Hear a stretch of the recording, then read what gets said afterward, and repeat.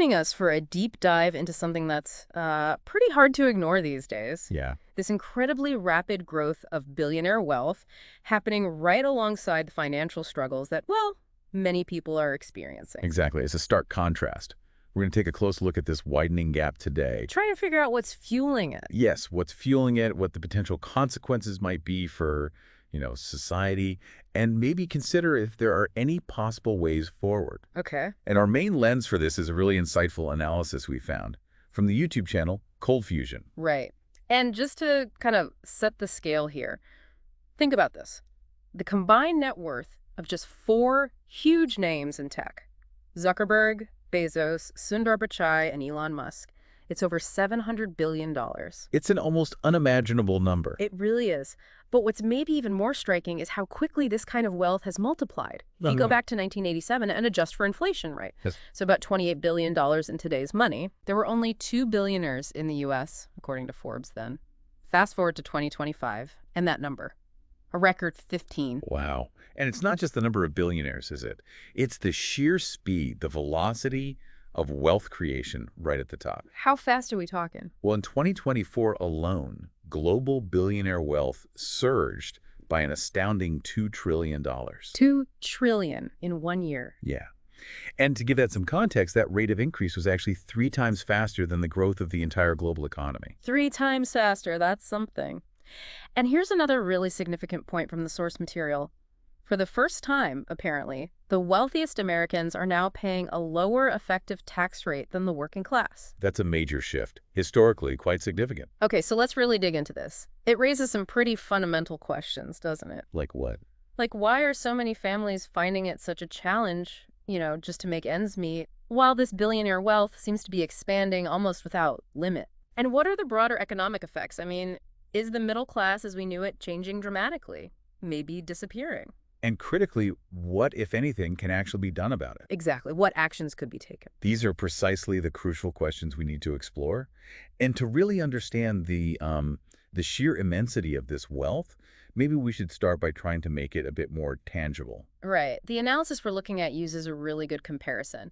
Imagine you, listening right now, were earning $1 every single second, nonstop. Okay, $1 second. To get to $1 million, which is obviously a lot of money, it would still take you about 12 days. Got it. Now, keep going at that same rate, $1 a second. How long do you think it takes to get to $1 billion? Maybe a year. 2 years. It would take you over 31 years. 31 years at $1 a second. 24 hours a day, 7 days a week, over 31 years to hit $1 billion. Wow. Okay, that really puts it into perspective. And of course, the wealthiest individuals, they're not dealing with just 1 billion. It's tens, even hundreds of billions. And it keeps growing incredibly fast. Exactly. The source points out that in just 1 year, 2024, the combined wealth of all billionaires globally went from $13 trillion up to $15 trillion. It's a $2 trillion jump again in just 12 months. And get this, the 10 richest men on the planet, their fortunes increased, on average, by $100 million per day. Per day, each. On average, yes. Yeah. $100 million every single day. That's hard to even process. It really highlights the extreme concentration, doesn't it? The source says the top 1% globally has captured something like 38% of all the new wealth created since 1995. 38% for the top 1%. What about the other end? Well, the poorest half of the world's population, it's about 3.8 billion people, they own just 2% of total global wealth. 2% for half the planet. The disparity That is profound. And it's not just abstract numbers, right? This kind of concentration, the source argues, it can warp economies, influence politics, and shape the world. There's that striking comparison in the source material. Just 3 individuals in America, Musk, Bezos, Zuckerberg, possess more wealth than the entire bottom half of American society. The bottom 70 million people. Yeah, more wealth than the 70 million people combined. And it's interesting to look at this historically. The source brings up Ray Dalio's work, his study of like 500 years of economic cycles. What does that show? It suggests that periods with really high wealth inequality, especially when they happen alongside big gaps in values, lots of debt, and economic downturns. Well, historically, they've often come before periods of significant internal conflict. Conflict like. It could be political extremism, Yeah. pushes for major wealth redistribution on one side, or strong movements to protect the existing economic order on the other. And one consequence we are seeing, arguably, is this feeling that the middle class is shrinking. Right. The source contrasts the sort of financial ease you might see depicted in old TV shows from the 80s or 90s. Yeah, like everyone could afford a house, a car. Exactly. Contrast that with the economic realities many have faced since, say, the late 2000s. You have the housing crisis, the global financial crisis, the European debt crisis, and then, of course, COVID-19. Big shocks to the system. Huge shocks.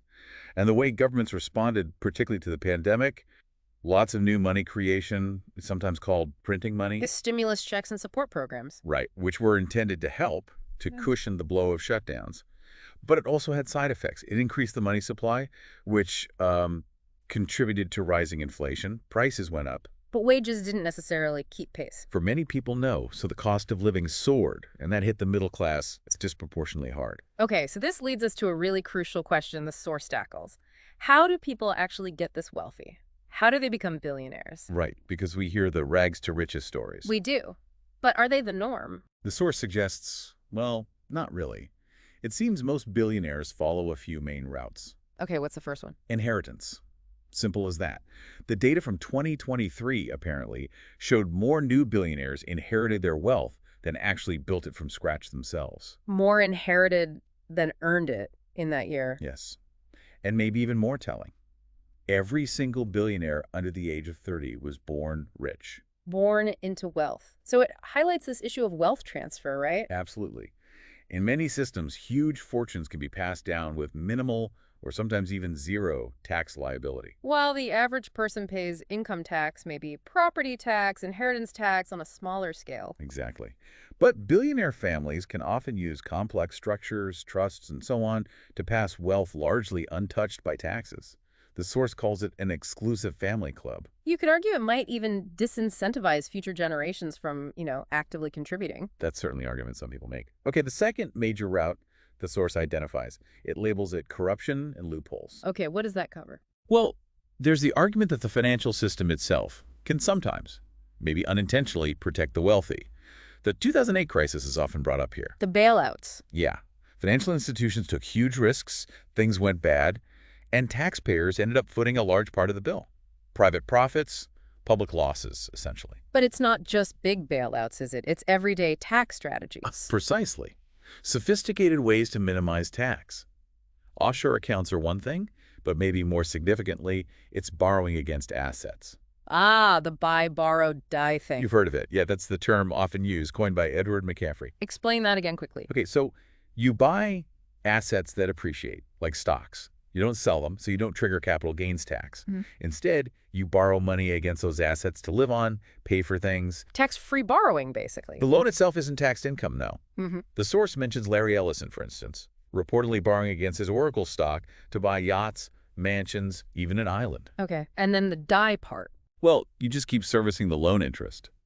When you pass away, the assets, which have hopefully grown hugely in value, get passed to heirs, often through trusts. The step-up in basis rule in places like the U.S. means that past depreciation often escapes income tax entirely. Heirs can then use some assets to pay off the loans. Effectively bypassing a lot of tax. It seems so. And the source had that statistic. The richest 25 people in the U.S. paid an effective tax rate of just 3.4%. 3.4%. Wow. Okay, what's the third route? Monopoly power.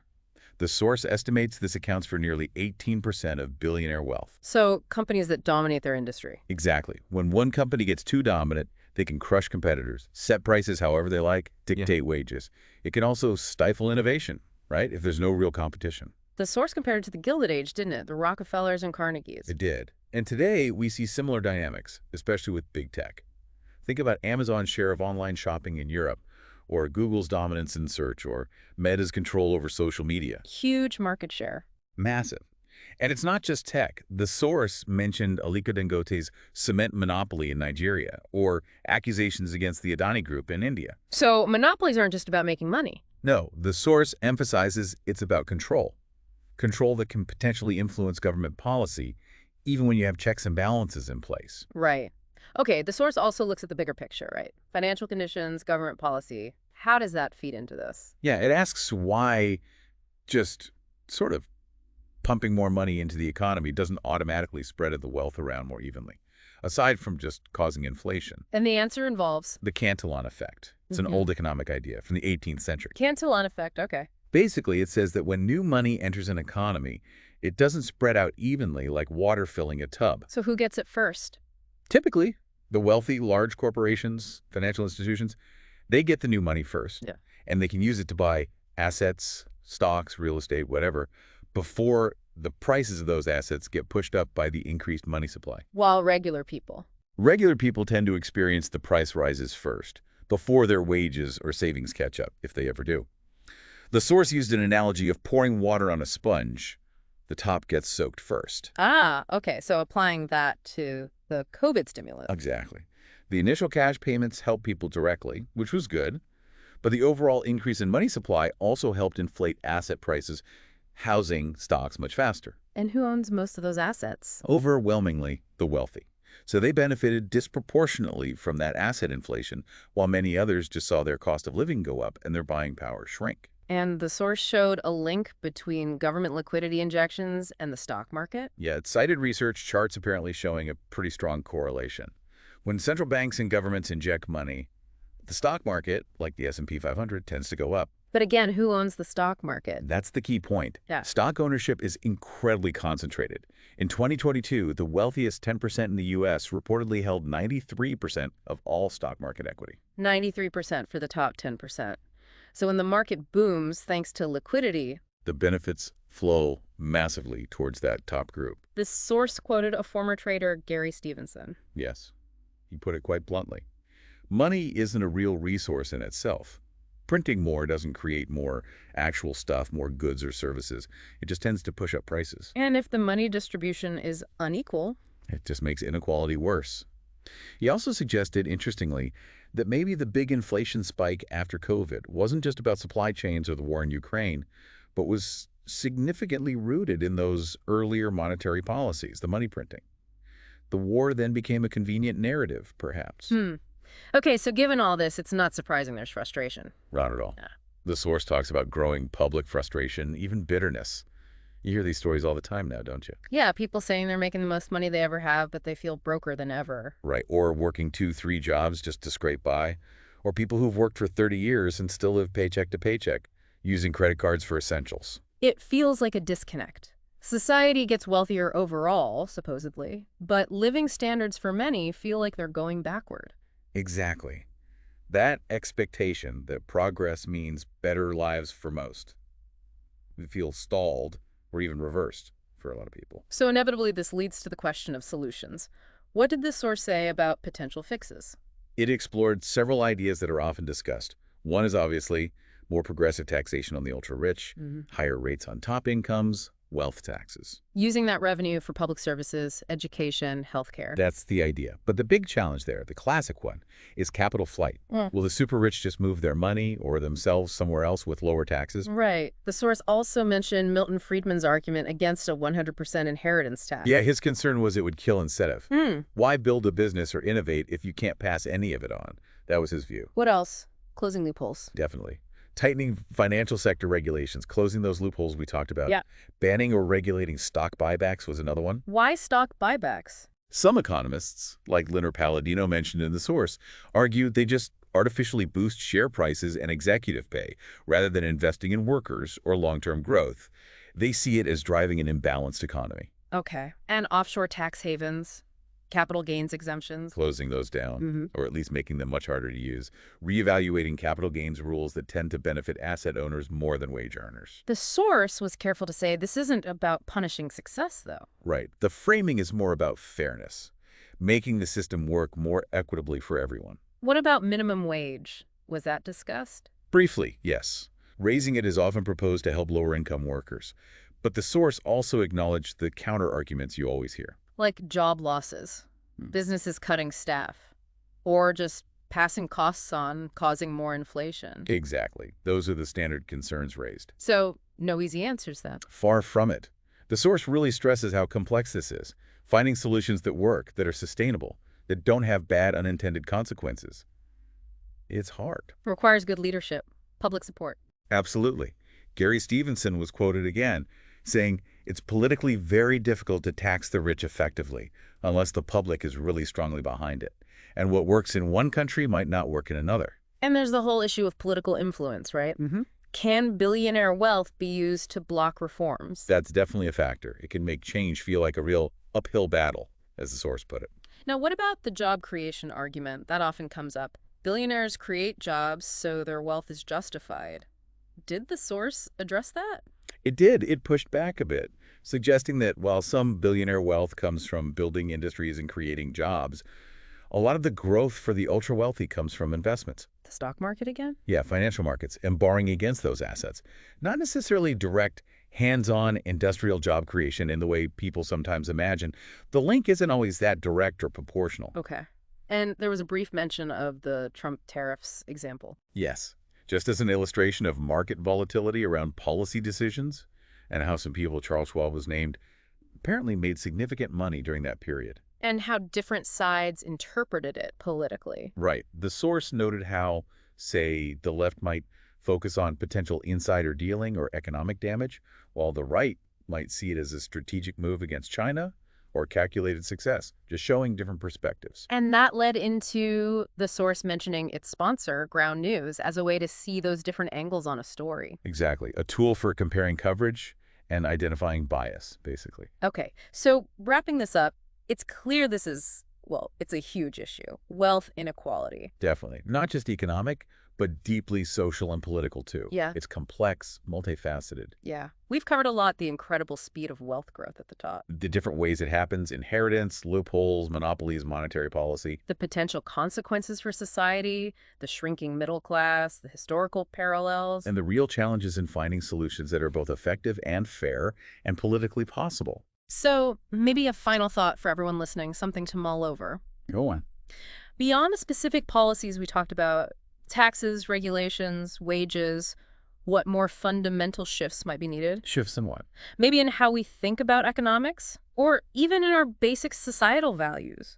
What might be necessary to tackle this growing divide in a way that's really meaningful and lasts? That's a big question, and probably one without easy answers. Definitely something to keep thinking about, though. We really encourage everyone to keep exploring this, keep discussing it critically.